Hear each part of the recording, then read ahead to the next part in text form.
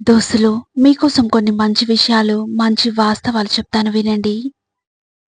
జీవితంలో కొన్ని వ్యక్తిగత రహస్యాలను భార్య లేదా భర్త కూడా చెప్పకూడదు. ఇక అవి తప్పులైతే సరిదిద్దుకోవడం ముఖ్యం.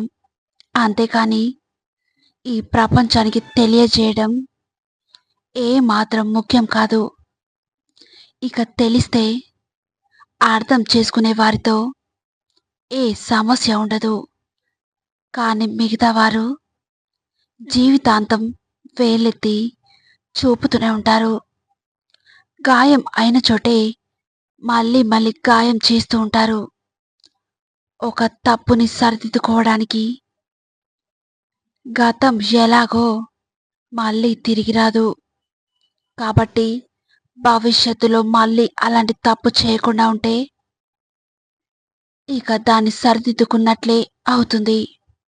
గుర్తుంచుకోండి, ప్రతి అత్తగారు కోడలితో అనవలసిన మాటలు, నువ్వు ఉన్నావు కాబట్టే నా కొడుకు బాగున్నాడు, నువ్వు ఉన్నావు కాబట్టే ఇల్లు సరిగ్గా ఉంటుంది, నువ్వు ఉన్నావు కాబట్టే వాడు వృద్ధిలోకి వస్తున్నాడు, ఒక దారిలో నడుస్తున్నాడు అని అనాలే తప్ప ప్రతి దానికి వేలెత్తి చూపించకూడదు.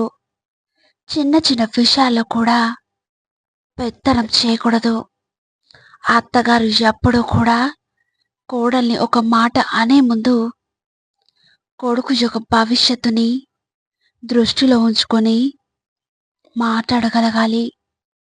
మీరు ఎంత కాదు అని వాదించినా, మీ పుత్రుడికి ఎంత ధైర్యం చెప్పినా, ఎంత మీ వైపుకు తిప్పుకోవాలని చూసినా చాటుగా ప్రేమను చూపిస్తాడేమో కానీ భార్య ఎదురుగా ఛాతిని విరుచుకొని నిలబడి మాత్రం మీపై ప్రేమను ఎప్పటికీ కురిపించడు. అందుకే ముందు పుత్రుడి కన్నా ఎక్కువగా కోడలి వైపే ఉండేలా చాకచక్యంగా ప్రేమగా ప్రవర్తించినట్లయితే కొడుకుని మళ్ళీ మీ వైపు తిప్పుకోవాల్సిన పనే ఉండదు. ఇంకా స్వయంగా మీ కోడలే మీ గురించి మీ పుత్రుడి దగ్గర గొప్పలు చెప్తుంది. అత్త నన్ను ఇలా చూస్తుంది, తను తినకుండా నాకు పెట్టింది, మేమిద్దరం కలిసి ఇలా చేశాం, అలా చేశామంటూ అత్తయ్య నాకు ఇన్ని చేస్తుంది, మా అమ్మ వాళ్ళు కూడా ఇలా ఎప్పుడు చేయలేదు అని అత్తగారు అనిపించుకోగలిగితే అత్త కోడల సంబంధం అద్భుతంగా ఉంటుంది. ఇక వారి పుత్రుడి జీవితం కూడా బాగుపడుతుంది.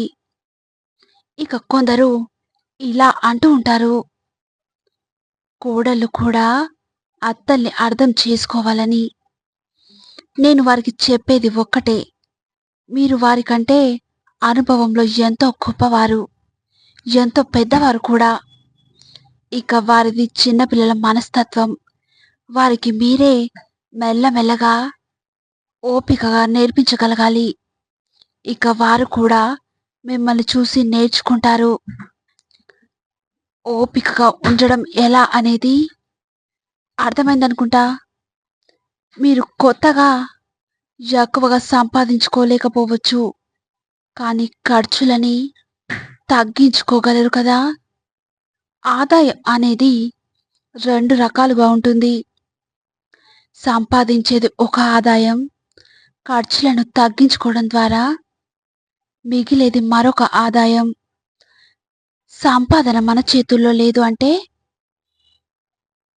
ఖర్చులను తగ్గించుకోవడం మన చేతుల్లోనే ఉంటుంది. అవునా? భార్య భర్తలు కూర్చుని లెక్కించుకోవాలి.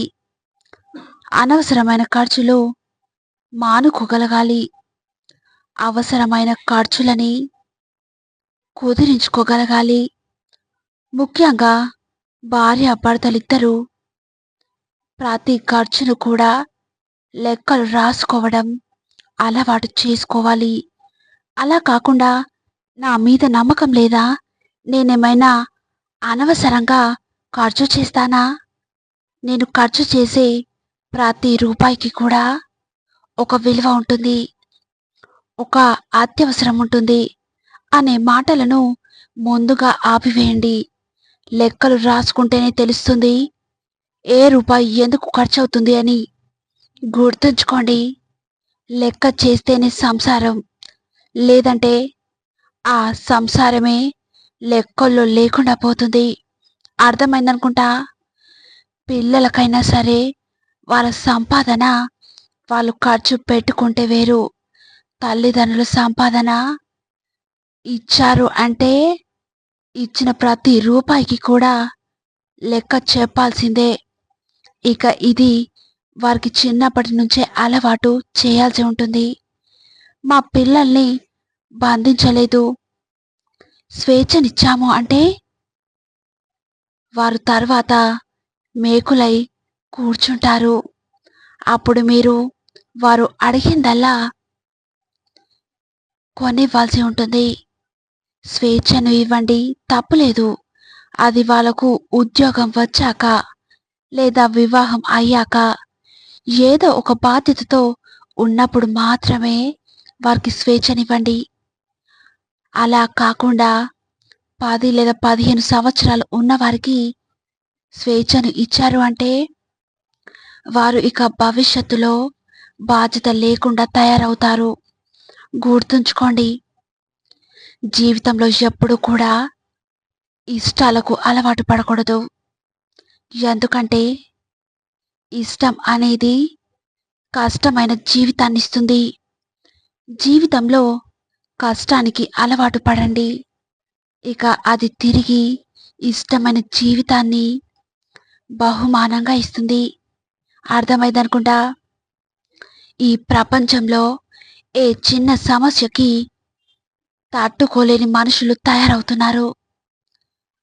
తినే తిండ్లు అలాగే ఉన్నాయి, జీవితంలో ఒత్తిళ్ళు అలాగే ఉన్నాయి. అవునా? అనారోగ్యానికి రెండే కారణాలు. ఒకటి తినే ఆహారం, మరొకటి మానసికమైన ఒత్తిడి. నిలువ పెట్టుకోవడానికి తినే ఆహారం ఒక కారణమైతే, నిలబెట్టుకునేలా మనసు మరో కారణం.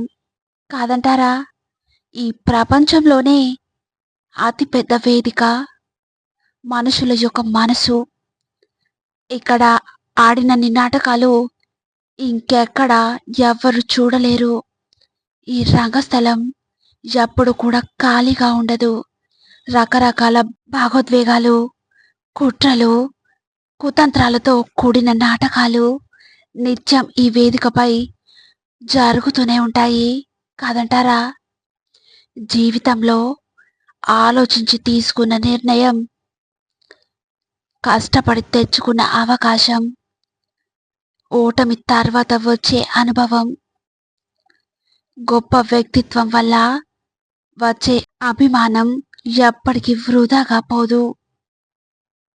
గుర్తుంచుకోండి, ఇక అందరితో కలిసిమెలిసి ఉండడం నేర్చుకోండి. అంతా మంచి జరుగుతుంది. ఈ వీడియో కానీ మీకు నచ్చినట్లయితే please like, share and subscribe. మరిన్ని వీడియోస్ కోసం బెల్ సింబల్ని నొక్కండి.